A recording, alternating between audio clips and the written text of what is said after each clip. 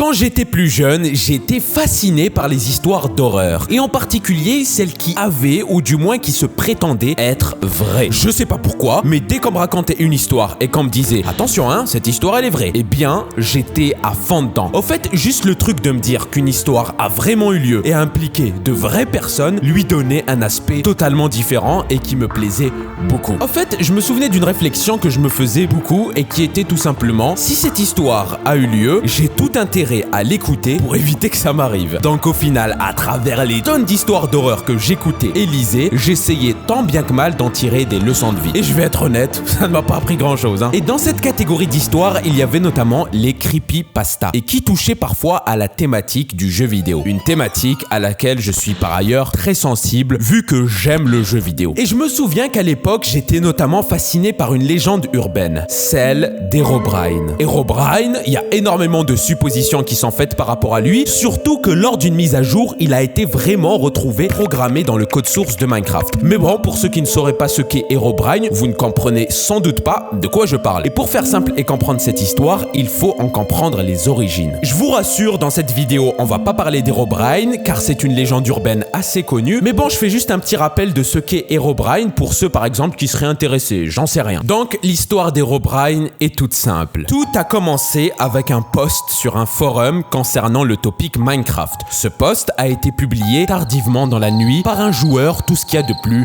banal. Mais ce qui était écrit dedans ne l'était pas du tout. Ce joueur, que l'on va appeler Paul pour faire simple, était tout simplement en train de jouer paisiblement à Minecraft dans un monde qu'il avait créé au préalable. Et Paul précise bien qu'il jouait en solo. Il venait de commencer le jeu depuis moins de 30 minutes et de ce fait, la seule chose qu'il était en train de faire était tout simplement de se trouver des ressources pour pouvoir commencer à jouer dans de bonnes conditions. Mais Paul comprend rapidement qu'il n'est pas dans une partie comme les autres. En effet, les journées ne semblent pas s'écouler normalement et le temps est brumeux. Très brumeux. Il n'arrive pratiquement à rien apercevoir au loin, ce qui rend notamment la chasse difficile. Paul hésite à redémarrer une partie vu que celle-ci a l'air a priori totalement buggée. Quand soudain, Paul aperçoit au loin ce qui semble être une vache. Il se précipite vers elle, tandis que cette dernière s'enfonce dans le brouillard. Et au fur et à mesure que celui-ci s'approche vers elle, il se rend compte qu'il ne s'agissait pas d'une vache, mais d'une autre créature, bien plus dangereuse, et qu'il n'a encore jamais vue dans le jeu. Et que personne d'autre que lui n'a par ailleurs vu. Un frisson emplit tout son corps alors qu'il s'approche vers elle, quand d'un coup, celle-ci disparaît. Paul réussit quand même à prendre une photo que voici. Vous voyez ou pas ce qui cloche dans cette photo ?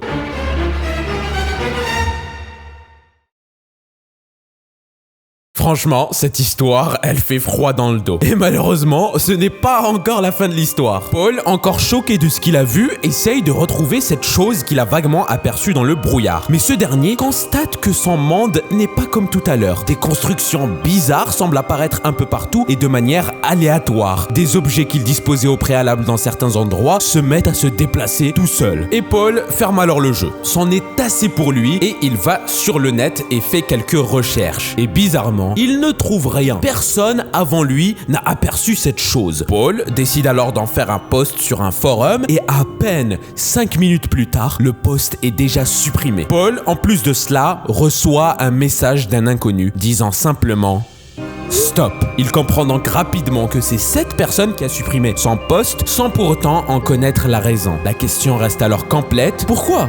Qui est cette personne ? Paul n'en sait rien. Et il n'a rien qui pourrait l'aider à savoir. Si ce n'est un pseudo. Le pseudo de cet inconnu qui n'est rien d'autre qu'Herobrine. Bon alors, cette histoire, elle est bien belle et elle est encore tellement plus car il y a énormément de théories dédiées rien qu'à elle. Mais bon, on va pas parler de ça dans la vidéo d'aujourd'hui car franchement, c'est un sujet qui mérite à lui tout seul une vidéo. C'est une bonne idée d'ailleurs ça quand j'y pense. Mais on va plutôt parler aujourd'hui d'une autre histoire un peu moins connue dans le game du jeu vidéo creepypasta, mais tout autant flippante, voire même beaucoup plus du fait que cette histoire est a priori vrai. On va parler d'une histoire qui m'a vraiment beaucoup mis mal et qui va tout juste vous rendre fou. On va parler de l'histoire de James.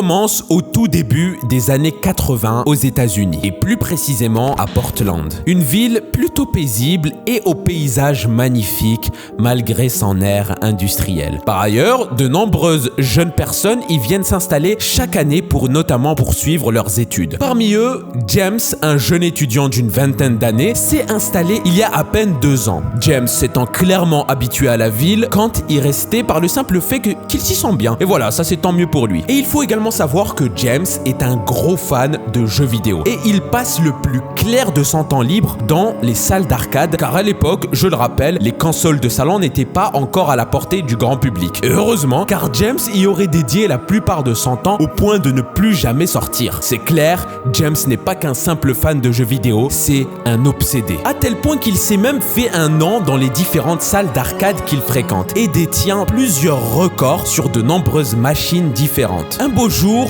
James se lève comme d'habitude vers les coups de 7h du matin pour aller en cours et par la suite directement se précipiter vers la salle de jeu qu'il fréquente quotidiennement et s'amuser jusqu'à 23h du soir. Voilà, c'est sa routine, on juge pas. Mais manque de bol pour lui, ce jour-là, sa salle est fermée, ce qui est vraiment anormal et inquiète beaucoup James, car il faut savoir que depuis les 2 ans qu'il a passé à fréquenter cette salle de jeu, jamais celle-ci ne s'était fermée si tôt dans la journée, même quand cette dernière était sujette à des travaux. James, comme je vous l'ai dit, est un gros malade du jeu vidéo et il est absolument hors de question qu'il rentre chez lui sans jouer ne serait-ce qu'1 heure. Il prend donc le train et fait le tour de Portland pour se rendre à une autre salle d'arcade qu'il connaissait. Et devinez quoi, celle-ci est également fermée. Il en visite une 3e et celle-ci l'est également. James panique et se demande même si ce dernier n'est pas dans un rêve. Il interroge les passants et leur demande pourquoi toutes les salles d'arcade sont fermées précisément aujourd'hui. Parce que, soyons clairs, ils n'ont quand même pas pu tous se passer le mot, hein. C'est pas possible. Et à la grande surprise de James, personne ne sait. Les gens ont même l'air de s'en foutre un peu pour tout dire. Ce qui est, vous en conviendrez, pas très rassurant. James rentre donc chez lui vers les coups de minuit, car les voyages répétés dans toute la ville pour trouver une salle d'arcade ouverte, eh bien, ça prend du temps. En rentrant chez lui, ce dernier est bien sûr dégoûté. Il claque la porte, se déshabille et se met à l'aise, se sert un petit verre de vin rouge et ouvre les fenêtres histoire d'aérer sa chambre. Et là, à sa grande surprise, sa salle d'arcade est ouverte. Je vous l'ai dit, James est un grand malade du jeu vidéo, donc il se réhabille immédiatement et descend de son immeuble et se précipite vers elle. La première chose qu'il fait quand il rentre dans la salle d'arcade est de demander à voir le patron de la salle. Une fois devant lui, James lui demande tout simplement pourquoi la salle n'a pas ouvert aujourd'hui. Et le patron répond simplement d'un air stoïque: on a eu un imprévu, c'était pour des travaux qui ont duré beaucoup plus longtemps que ce qu'on estimait. James, fatigué, s'en fout un peu pour tout dire et s'en va immédiatement jouer. Et la première chose qu'il remarque est qu'il y a une nouvelle borne d'arcade. Dessus, un seul jeu: Polybius. Une borne d'arcade, pour ceux qui ne sauraient pas, c'est tout simplement les grosses machines présentes dans la plupart des salles de jeu et où il faut généralement insérer une pièce pour démarrer une partie. C'est pas mal connu, je pense que vous le savez tous, mais bon, on sait jamais, je fais quand même ce petit rappel pour ceux qui ne savent pas c'est quoi une borne d'arcade. James s'approche donc de cette nouvelle borne d'arcade, insère une pièce et joue donc une partie de ce fameux jeu qui s'appelle, je le rappelle, Polybius. James perd donc rapidement sa partie, normal, c'est la première fois qu'il joue, et essaye de s'en redémarrer une autre. Et bizarrement, il n'a déjà plus d'argent. À peine vient-il d'arriver qu'il est déjà obligé de quitter les lieux et d'aller se trouver un peu d'argent chez lui et de revenir pour continuer à jouer. Il sort donc de la salle de jeu pour aller chez lui et la première chose qu'il remarque est qu'il fait totalement jour. James, totalement étourdi, rentre dans son appart, regarde l'heure et observe qu'il est déjà midi. Il a donc raté sa journée de cours et James, dans l'incompréhension totale, se met d'un coup à vomir. Il commence à voir des silhouettes apparaître un peu partout dans sa chambre, ce qui le fait pas mal paniquer. James cherche un peu d'argent dans sa chambre et il n'en trouve pas. Zéro, rien. Ses économies ont tout simplement disparu. Il suppose avoir été cambriolé, mais bizarre, il n'y a absolument aucune trace de vol ou quoi que ce soit. James redescend directement pour aller dans la salle de jeu et se met à revomir en plein dans la cage d'escalier. La situation lui paraît être totalement floue et la première chose qu'il fait est de questionner le personnel de sa salle de jeu. Et on lui annonce à sa grande surprise qu'il a joué 12 heures d'affilée à Polybius, avec plus d'une centaine de parties et a dépensé près de 500 $ dans cette machine. Tout ça sans s'en rendre compte. On lui annonce qu'il a fait énormément d'allers-retours chez lui, donc au final, il n'a pas été cambriolé, c'est lui-même qui a pris son propre argent pour le dépenser dans cette machine sans même en être conscient. James ne veut pas y croire. Il n'a aucun souvenir de tout ce qui s'est passé et refuse de croire que tout cela est vrai. James rentre immédiatement chez lui et dort directement. Et il est réveillé quelques instants plus tard par des tocs violents à sa porte. Il se lève, la tête dans le cul, ouvre la porte et voit tous ses potes devant lui. Et ses potes lui disent « James, qu'est-ce que t'as foutu ? On pensait que t'étais mort. » « Comment ça ?» répond James dans l'incompréhension totale. « Ça fait plus de 3 jours que tu ne réponds plus aux appels, que tu ne viens plus à la fac et que tu n'as pas donné de signe de vie. » répond l'un de ses potes. James avait dormi 3 jours d'affilée. Il en entend un peu partout dans la ville de Portland des histoires similaires de personnes qui se seraient comportées de manière très bizarre cette semaine. Et ironiquement, tout rentre en corrélation avec l'instauration de cette fameuse borne d'arcade. Car toutes ces personnes avaient précisément toutes joué à ce jeu qu'est Polybius. Par ailleurs, rapidement, ce jeu se met à avoir des queues énormes de personnes voulant simplement faire une partie. Et certaines d'entre elles rapportent l'arrivée de symptômes plutôt étranges, tels que des hallucinations, d'entendre des femmes crier à tout va, de voir des formes bizarres apparaître, avoir de l'amnésie et même pour certains, faire des tentatives de suicide. C'est pour vous dire à quel point ça va loin. Polybius est donc rapidement retiré des salles de jeu et les machines sont détruites. Alors cette histoire elle est ouf et la première chose à laquelle on pense tous c'est de se dire si elle est bien réelle cette histoire. Est-ce que ces machines, est-ce que Polybius a existé et encore plus quelles étaient ces fameuses hallucinations, ces fameux symptômes auxquels étaient sujets certaines personnes ayant joué à ce jeu. Eh bien c'est assez compliqué de répondre à cette question du fait que les machines ont été détruites et que les seules preuves que l'on a sont tout simplement des témoignages. Et en parlant de témoignages, il faut savoir que de nombreux gérants de salles de jeu ont vu passer de manière régulière des hommes en costume noir s'approcher de cette machine afin de récupérer certaines statistiques. L'hypothèse la plus probable serait donc de dire que Polybius n'est rien d'autre qu'une expérience psychologique organisée par le gouvernement afin de prendre conscience de certains effets psychoactifs que pourrait avoir ce genre de jeu. Rappelez-vous, on est dans les années 80, en pleine guerre froide, donc ce n'est pas impossible. Mais bon, pour clore le débat, la chose la plus probable qui serait la plus rationnelle par ailleurs serait simplement de dire que l'on n'a aucune preuve de l'existence de ces machines et que donc il ne s'agit que d'une légende urbaine fictive. À moins qu'il y ait des choses que l'on ne sait pas totalement. En 2017 est sorti un jeu sur PS4 du nom de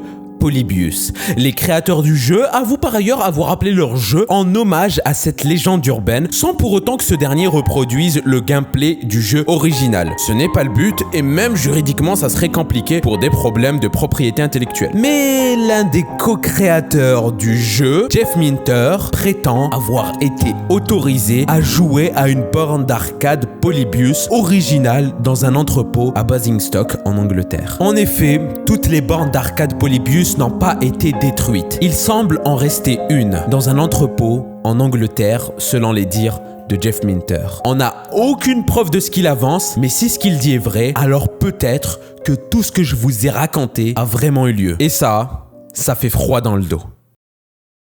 N'hésitez pas à vous abonner, moi ça me ferait super plaisir. Non vraiment, j'insiste, hein, si vous pourriez vous abonner, voilà, je vais kiffer. Voilà, moi je demande que ça.